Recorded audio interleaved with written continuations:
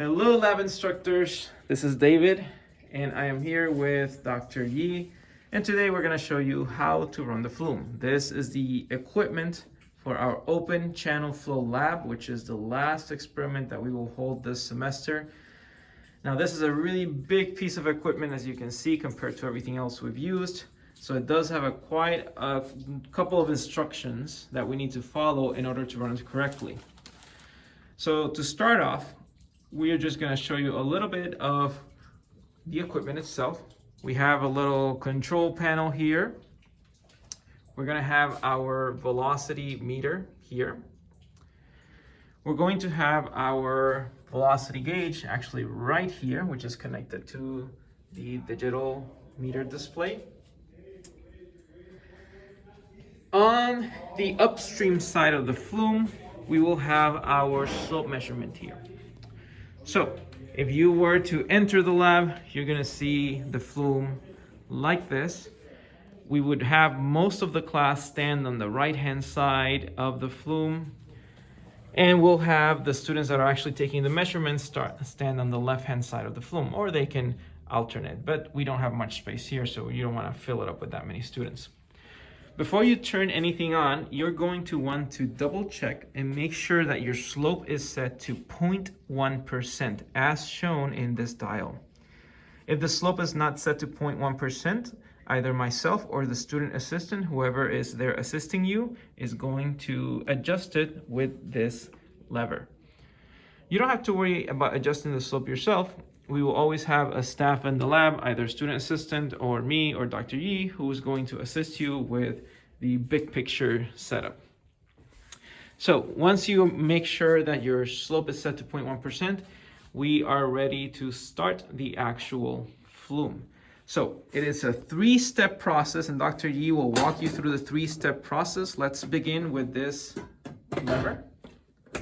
Okay, you're going to move the lever up until you can't move it anymore. Move to the on position. That's step number one. Remember, these three steps need to be followed in the precise order. And it is the lever on the left, as you can see, not the right. For step number two, we go now to our dial box, and now Dr. Yi is going to show us. You're going to rotate this dial clockwise. It's going to click, so you don't have to worry about how long to rotate. You just rotate a quarter of a turn. Make sure that the emergency shutoff is not pressed in. If it is pressed in, please contact me or the student assistant, whoever is assisting you.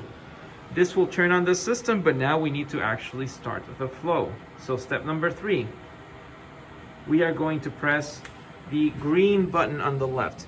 Now for this control panel, we are only going to worry about this left-hand box. We're not going to touch anything on the right-hand side, only the left-hand side. On the actual display, we'll have our target flow rate in green at the bottom, and we will have our current flow rate in red at top. This current flow rate will begin to increase until it reaches the target flow rate. You'll see that by now the flume has started to fill up with water, and it will continue to do so until it gets to a steady state condition. You're going to want to make sure that the sluice gate, the gate at the downstream end, is not set up, but don't worry if it is. Either the student assistant or myself will fix it for you. We are going to start with a flow rate of 50 cubic meters per hour. You can see that the dial is in cubic meters per hour, so we can actually lower this flow, the target flow rate, to 50 cubic meters per hour.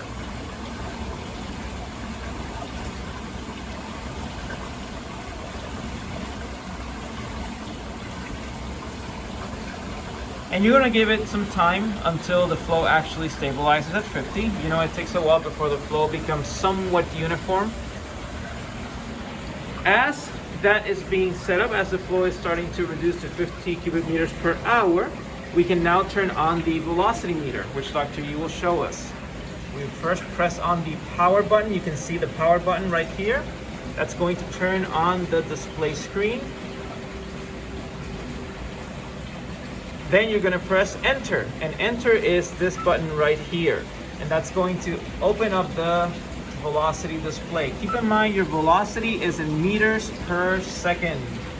You're gonna want to give it about 2 to 3 minutes for the velocity measurements to stabilize. So the actual preparation is gonna take a while. We've been talking for about 5 minutes and we're still not ready to take measurements. So this is something that I would recommend that you start to set up as your students are entering the lab. And as a note, make sure that if you have any questions, ask me, ask the student assistant Hamid, ask Dr. Yi, whoever is going to be with you. So this is how we set up the equipment.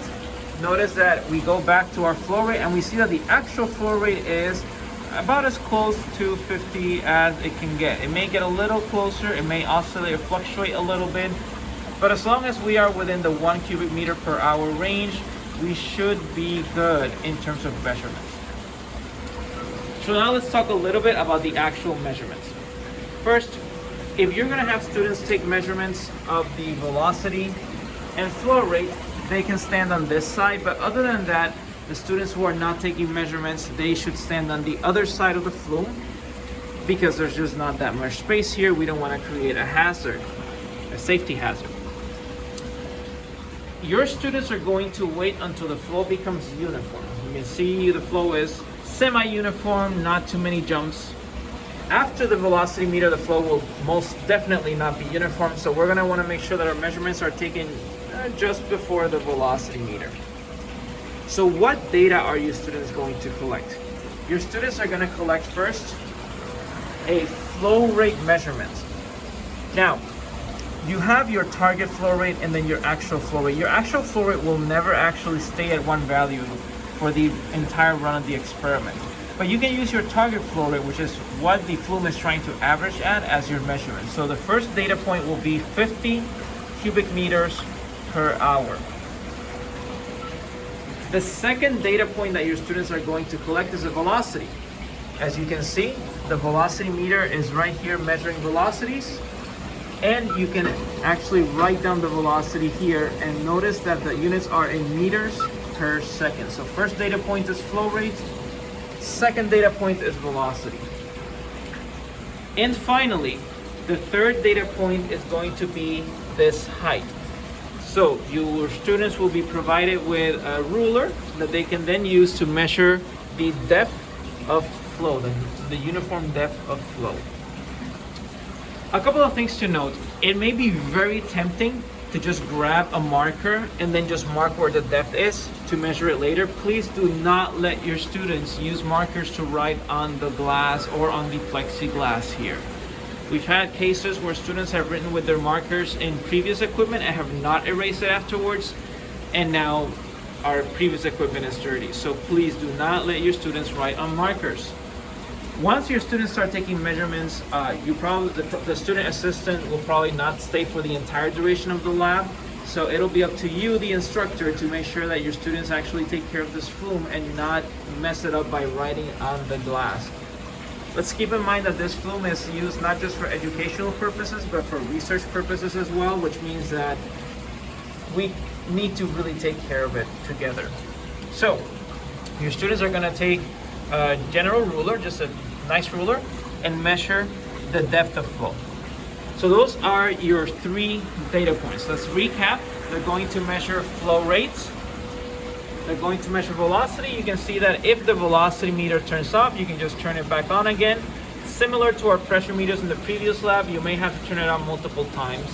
And after you turn it on, just remember to press enter, and that will start giving you the velocity measurement. So flow rate measurement, velocity measurement, and depth measurement, okay?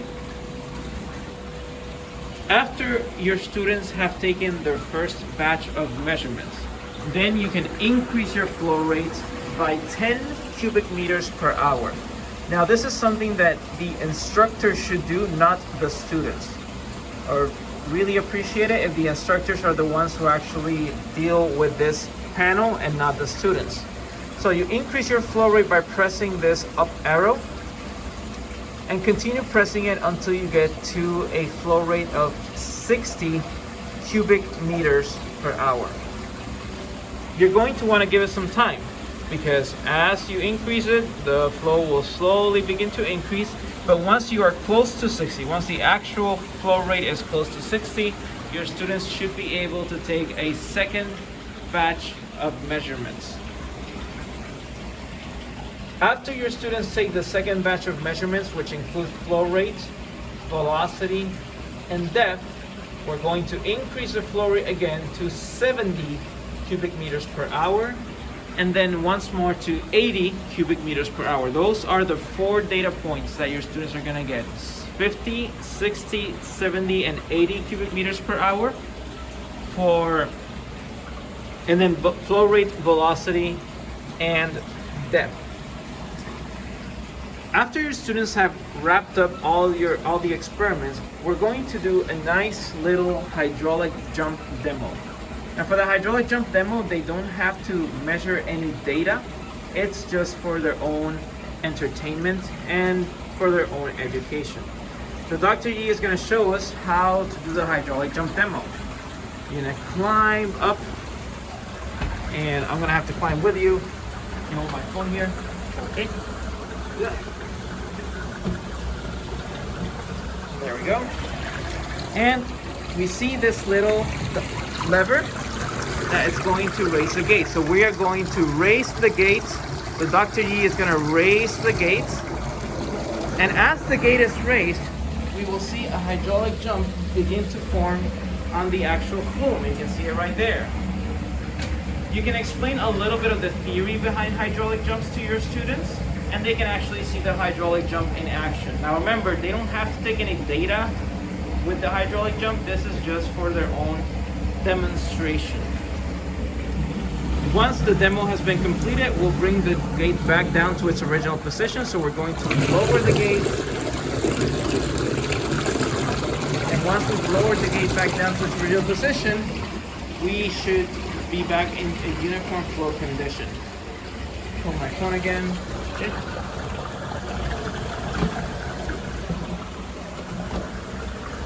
All right.